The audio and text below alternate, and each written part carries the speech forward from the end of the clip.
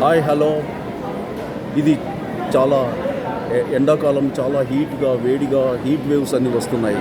ఈ సందర్భంగా నేను చెప్పేది ఏమిటంటే, ఈ ఎండాకాలంలో మేళాసు, ఎగ్జిబిషన్స్ మరియు తిరునాళ్ళలు జరుగుతుంటాయి. దీనివల్ల ఏంటంటే మనం చూడాలని చాలా ఆతృతగా వెళ్తూ ఉంటాము. అక్కడ లోకల్ ఉన్న గాడెసెస్ను, తర్వాత దేవుణ్ణి మనము సందర్శించుకుంటాము. తర్వాత లోకల్గా ఉండేటువంటి ఎగ్జిబిషన్ ఐటమ్స్ ఏవేవి ఉన్నాయో పర్చేజ్ చేసుకుంటాము. చాలా సంతోషిస్తుంటాం మనం పిల్లల పాపలతో.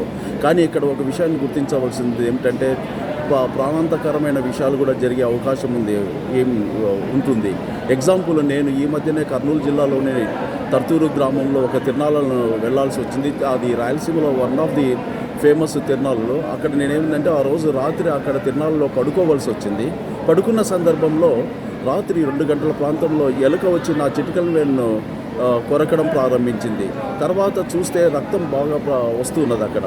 తర్వాత వెంటనే నేను చల్లనీళ్ళతో కడిగిన తర్వాత మార్నింగ్ హాస్పిటల్కు వెళ్ళే ముందు నా ఫ్రెండ్స్ని కన్సల్ట్ అయ్యాను. ఇది ఏమైనా ఎలక కొరికితే ఏమన్నా డేంజరస్ అని అడిగాను.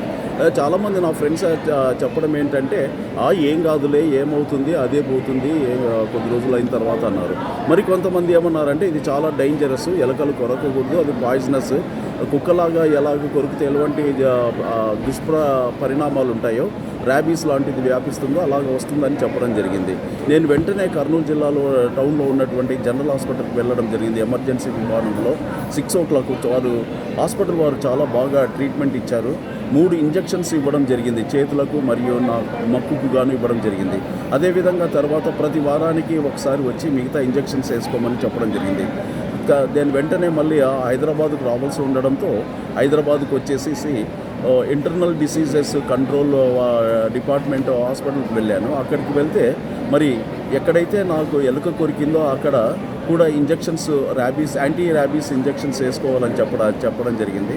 సో నేను వెంటనే వాళ్ళు రాసిన విధంగా ఫీవర్ హాస్పిటల్లోకి వెళ్తే అక్కడ ఇంజెక్షన్స్ ఇవ్వడం జరిగింది. చుట్టూ ఎక్కడైతే నాకు ఎలుక కొరికిందో ఆ చుట్టూ భాగంలో వేలుకు చుట్టూలో 3 partsలో చుట్టూ ఇంజెక్షన్స్ ఇవ్వడం జరిగింది.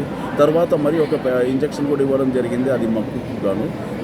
తర్వాత మళ్ళీ రమ్మన్నారు. తర్వాత డాక్టర్ చెప్పడం ఏమిటంటే, ఇటువంటి విషయాలు ఏదైనా జరిగితే ఎలుక కానీ, కుక్క కానీ, మరి కోతులు కానీ ఏదైనా కానీ కొరికితే చాలా డేంజరస్ అని చెప్పడం జరిగింది. ఎవరు కూడా ఇటువంటివి జరిగితే ఏమి కాదులేదులే, ఏం అవ్వదులే అని నెగ్లెక్ట్ చేసేస్తే చాలా మన ప్రాణాలకే అపాయం అవుతుంది.